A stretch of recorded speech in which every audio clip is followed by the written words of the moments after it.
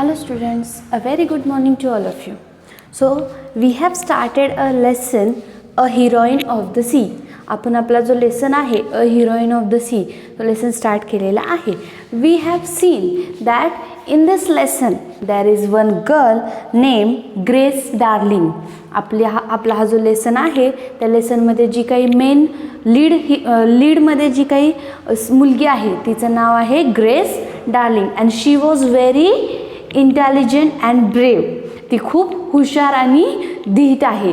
And we have seen that they were living in a lighthouse near the sea coast. म्हणजे समुद्र किनाऱ्याजवळच्या light हाऊसेसमध्ये ते लोक राहतात.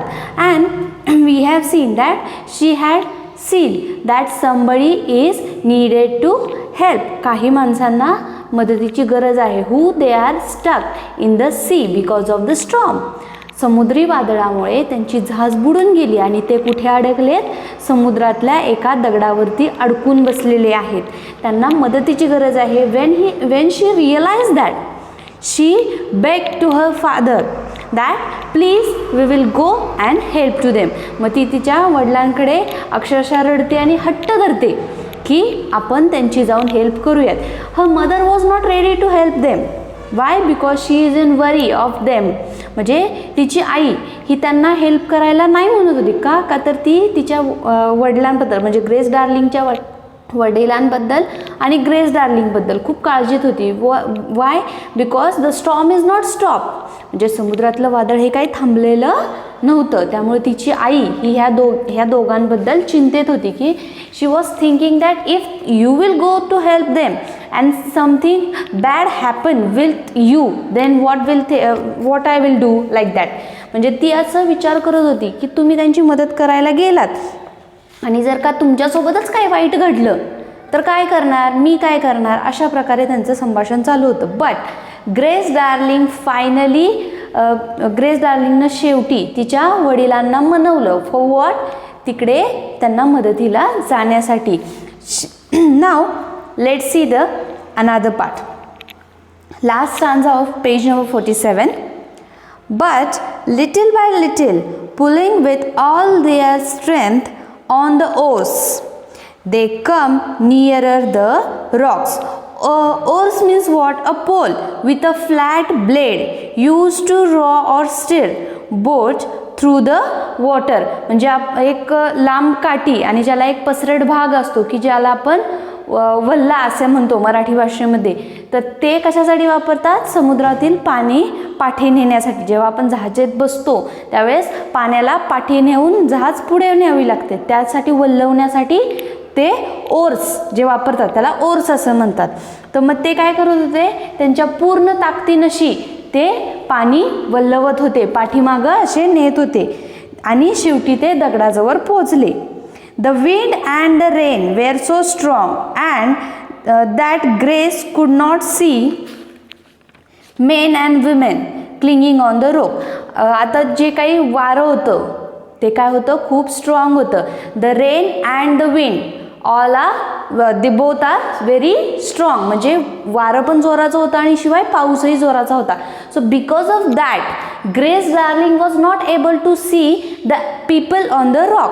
म्हणजे दगडावरती लोक अडकली होती त्या लोकांना पाऊस आणि वाऱ्यामुळे ग्रेस डार्लिंग बघू शकत नव्हती की ते नक्की कसे अडकलेत, कुठल्या ठिकाणी आहेत. She only heard their cries for help. फक्त तिला एकच आवाज त्यांचा ऐकू येत होता की ते मदतीसाठी ओरडतायत. एवढाच आवाज फक्त ऐकू येत होता. She was able to listen only the voice of that people. Why? Because they want help. त्यांना फक्त मदत पाहिजे एवढाच आवाज ग्रेस डार्लिंगला ऐकू येत होता. She needed all her strength to hold on to the oar which was bigger than herself. So at the starting only we have seen that Grace Darling was a short girl. ती एक लहान म्हणजे उंचीने लहान असणारी मुलगी होती. मग तिच्या ताकदीने तिला जेवढी ताकद होती त्या ताकदीनिशी त्या जहाजाला पाठीमागे त्या जहाजाला वल्लवत पुढे नेत होती, पाण्याला पाठी सारत. मग Grace Darling was keeping her all the strength, म्हणजे ती तिची पूर्ण ताकद लावत होती. For what? For hold to the oar म्हणजे तो वल्ला हातात पकडून घट्ट धरण्यासाठी आणि जहाजाला पुढे पुढे नेण्यासाठी ती पूर्ण ताकदीनिशी त्याला प्रयत्न करत होती. Which was bigger than herself, but that oar was bigger than the Grace Darling. आणि तो जो वल्ला होता तो त्या ग्रेस डार्लिंगपेक्षाही मोठा होता उंचीने. At last they came close to the rock. आणि शेवटी they came to the rock. They came near to that rock. म्हणजे शेवटी ते त्याच रॉकच्या जवळ येऊन पोहोचले. William Darling was able to jump on the rocks while Grace all alone. And when they reached to that rock, William Darling now able to jump on that rock. Means they hold their ship near to that rock. आता त्यांनी त्यांची जी ship होती, जहाज होती, ती त्या दगडाच्या जवळ थांबवली. And William Darling means Grace's father, William Darling jumped on that rock. आणि त्यांनी काय केलं, त्या दगडावरती उडी घेतली. Now Grace was alone in the ship. आता त्या जहाजामध्ये ग्रेस एकटी होती. And now she have to handle that ship alone. आता ती थोड्या वेळापुरतं का होईना पण त्या शिपमध्ये एकटी होती, त्यामुळे ती शिप आता तिला एकटीला हँडल करायची होती. Hailed the two men into the boat, and when the William Darling jumped on that rock, he sent two men to the boat. आणि ते ज्यावेळेस त्या रॉक म्हणजे दगडावरती जंप घेऊन गेले, उडी घेऊन गेले, त्यावेळी त्यांनी तिथे 9 लोक अडकली होती. त्या 9 जणांपैकी 2 जणांना त्यांनी शिपमध्ये जंप घ्यायला किंवा यायला ट्रान्सफर केलं. And see, there are 9 men stuck on that rock, but in that ship all the 9 men sit at all together, not capacity of that ship. म्हणजे त्या शिपची तेवढी कॅपॅसिटी नव्हती की त्या in that storm all these people can sit in the ship. म्हणजे या सगळ्या वादळी वातावरणामध्ये पूर्णच्या पूर्ण 9 लोक त्या शिपमध्ये बसतील आणि शिप त्या किनाऱ्यापर्यंत जाईल इतकी त्या शिपची कॅपॅसिटी नव्हती. So because of that now they have to send all this people 2 by 2 और 3 by 3. आता त्यांना 2-2 करत किंवा 3-3 करत अशी करत त्यांना तिथून लोक किनाऱ्यावरती येऊन सोडायची होती. So for that they first send 2 people. पहिल्यांदा त्यांनी 2 लोकांना तिथे जहाजात बसवलं. The 2 sailors from the wicked ship were able to row. आता wicked ship म्हणजे ती मोडलेली शिप, म्हणजे जी त्यांची मोडलेली शिप होती, wicked ship, broken ship. ती त्यांची जी काही ब्रोकन शिप होती त्या broken शिपपैकी 2 men are able to row. म्हणजे त्यापैकी 2 लोक ही वल्लवणं त्यांना माहीत होतं, म्हणजे जहाज चालवणं थोडक्यात. ते with the help of ore can drive the ship, म्हणजे वल्ल्याच्या साह्याने जहाज चालवणे हे त्यापैकी 2 जणांना माहिती होते. They help the Darling during the long journey back to the light house. आता ज्या लोकांना ते माहीत होतं ती लोक पहिल्यांदा आली. So that 2 people, that 2 men help to the Darling to come back on the light house. म्हणजे ती जी 2 लोक होती त्यात 2 men help to the mister Darling, म्हणजे त्यांनी त्या मिस्टर डार्लिंगला त्या लॉंग जर्नीसाठी म्हणजे from that rock till the light house ही जी काही जर्नी होती ह्या जर्नीसाठी त्यांनी त्या मिस्टर डार्लिंग यांना शिप चालवण्यासाठी मदत केली. That 2 men help to the mister Darling to row the boat. Again back to the light house, म्हणजे लाईट हाऊसपर्यंत पुन्हा परत येण्यासाठी त्यांना मदत केली. Then Grace and the 3 women got out. Old William Darling and 2 sailors rowed back across the dangerous sea to rescue the 4 men still on the rock. Now see, when that 2 men are able to row the boat, म्हणजे ज्यावेळेस त्यांना कळलं की ते 2 लोक बोट वल्लवू शकतात त्यावेळी त्यांनी काय केलं की देन ग्रेस अँड 3 women अजून त्यांनी 3 स्त्रियांना त्या बोटमध्ये घेतलं आणि असे हे सर्वजण इतके बसून पुन्हा आले. का तर because that return journey that mister darling, then Grace Darling and another 2 people means altogether 4 people can row the boat. म्हणजे पुन्हा वापस जर्नी त्यांची ज्यावेळेस होती त्यावेळेस 4 लोक जी होती शिपमध्ये त्यांना शिप चालवणं किंवा शिप वल्लवणं माहिती होतं. त्यामुळे त्यांनी काय केलं, अजून 3 स्त्रियांना त्यामध्ये बसवलं आणि मग ज्यावेळेस ते पुन्हा रिटर्न आले लाईट हाऊसजवळ that time Grace Darling and another 3 women got down from the ship. आणि त्यावेळी मग ग्रेस डार्लिंग आणि त्या 3 स्त्रिया ज्या होत्या त्या खाली उतरल्या. And again they mister Darling and that another mens get back to that rock. आणि पुन्हा वापस ती लोक त्या दगडाजवळ गेले. का तर अजून तिथे 4 लोक अडकलेली होती. Grace did not have any time to rest now, and when they get back to that rock, that time they finally saved to that all the 4 men, means all together all the 9 people they saved. म्हणजे ते ज्यावेळेस पुन्हा वापस गेले त्यावेळेस त्यांनी तिथं जे 4 लोक अडकलेली होती, 4 पुरुष जे अडकले होते त्या 4 पुरुषांना सुखरूपपणे त्यांनी लाईट हाऊसमध्ये आणलं. Means they saved all the 9 people. म्हणजे त्यांनी शेवटी त्या 9च्या 9 लोकांना वाचवलेलं होतं.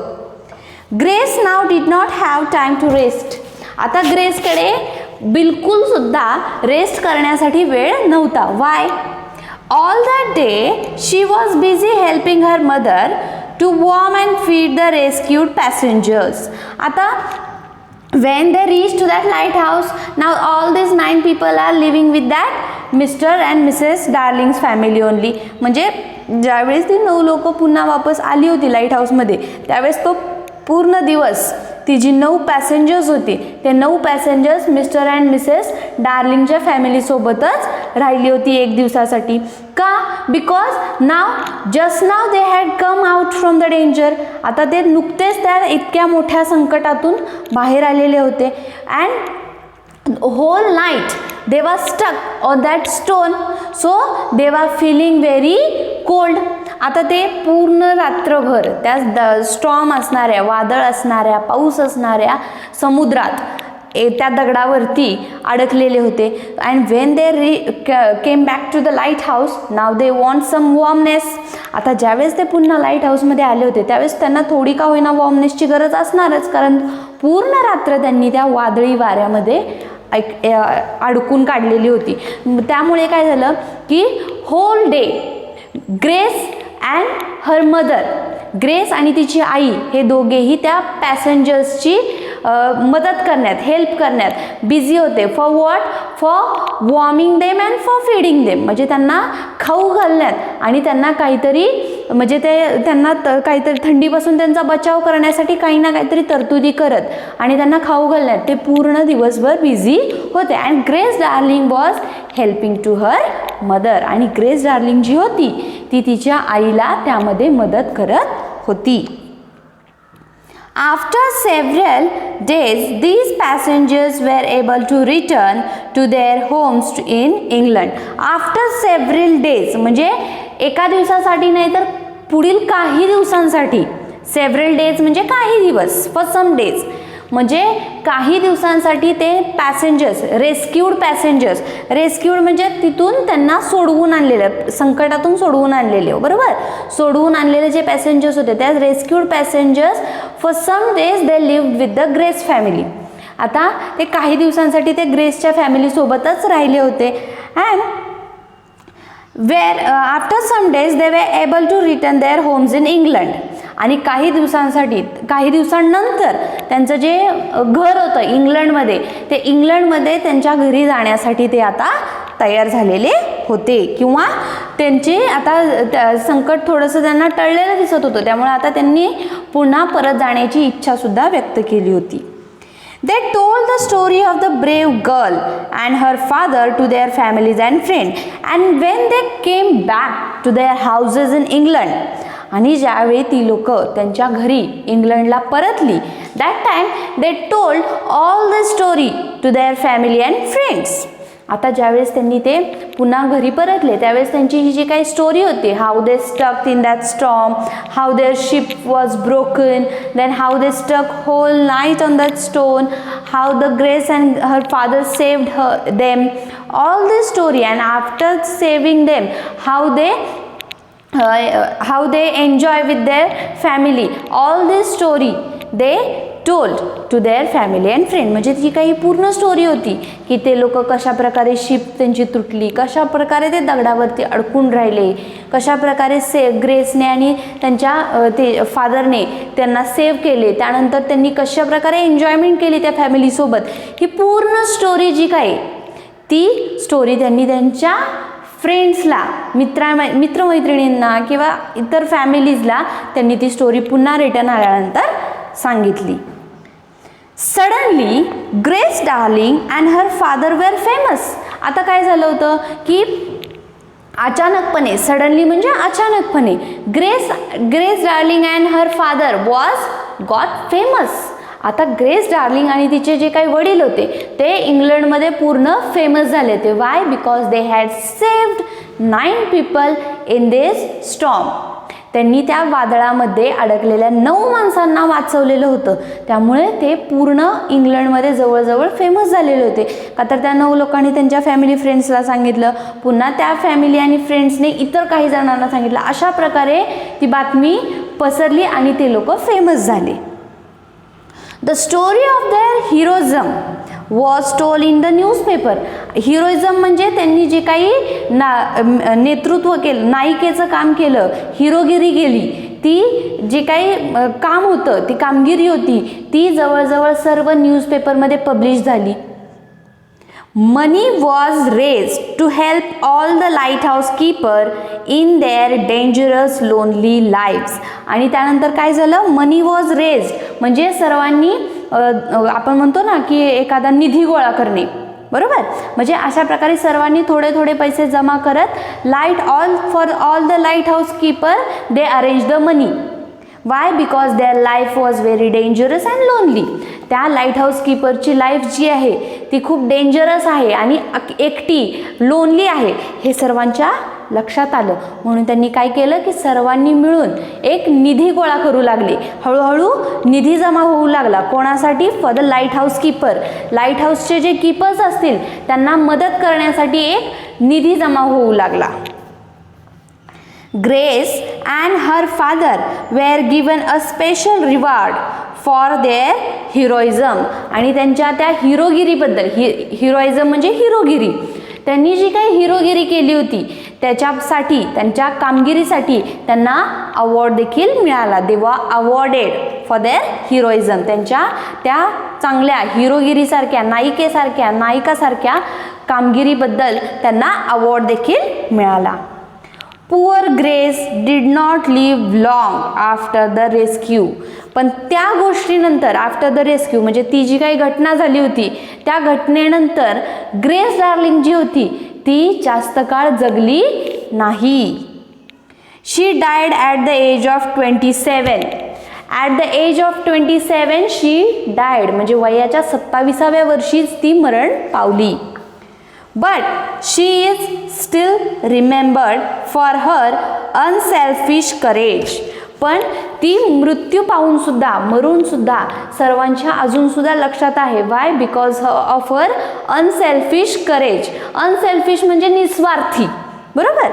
अनसेल्फिश म्हणजे निस्वार्थी आणि करेज म्हणजे धैर्य. म्हणजे ती जे काही तिचं निस्वार्थीपणाचं धैर्य होतं त्यामध्ये तिचा अर्थातच काही फायदा तिने हे केला नव्हता की माझा ह्यांना सेव्ह केल्यानंतर काहीतरी फायदा होईल, अशा प्रकारे काहीही विचार न करता, म्हणजेच अनसेल्फिश करेज तिनं दाखवलं होतं आणि त्यांना सेव्ह केलं होतं. त्यामुळे ती पूर्ण सर्व लोकांच्या अजून सुद्धा लक्षात होती.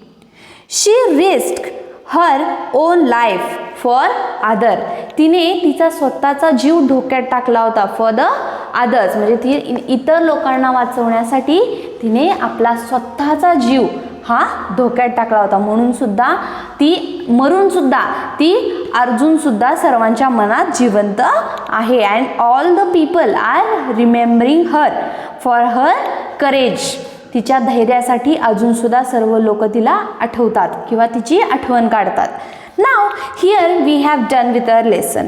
Now see what you have to do. You have to read the lesson very carefully and afterwards you have to write down the difficult word with the Marathi and English meaning.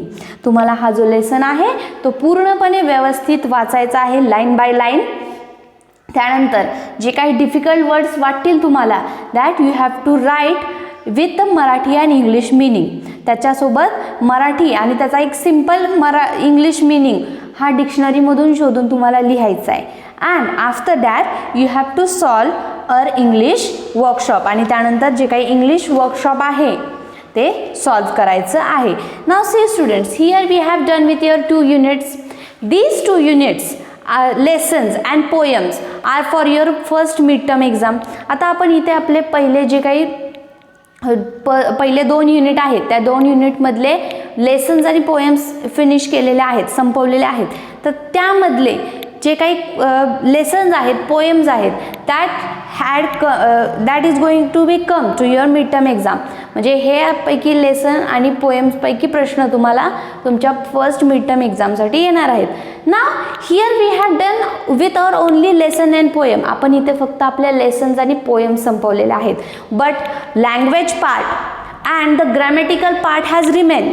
अजूनसुद्धा आपला लँग्वेजचा जो part आहे म्हणजे English composition ज्याला म्हणतो आपण, तो कंपोजिशनचा पार्ट आणि ग्रॅमॅटिकल पार्ट इज रिमेन, अजूनसुद्धा तो राहिलेला आहे. Now from next period we will see the grammatical part and the language study part. म्हणजे इथून पुढे तुमच्या पुस्तकामध्ये जो काही ग्रॅमॅटिकल पार्ट असणार आहे पहिल्या 2 युनिट्समध्ये तो ग्रॅमॅटिकल पार्ट असेल तो, आणि लँग्वेज स्टडीचा म्हणजे इंग्लिश कंपोजिशनचा काही पार्ट असेल तो, जो की तुम्हाला फर्स्ट मिड टर्मसाठी येणार असेल, अभ्यासासाठी आहे, तो आपण शिकणार आहोत पुढील लेक्चरपासून. थँक्यू.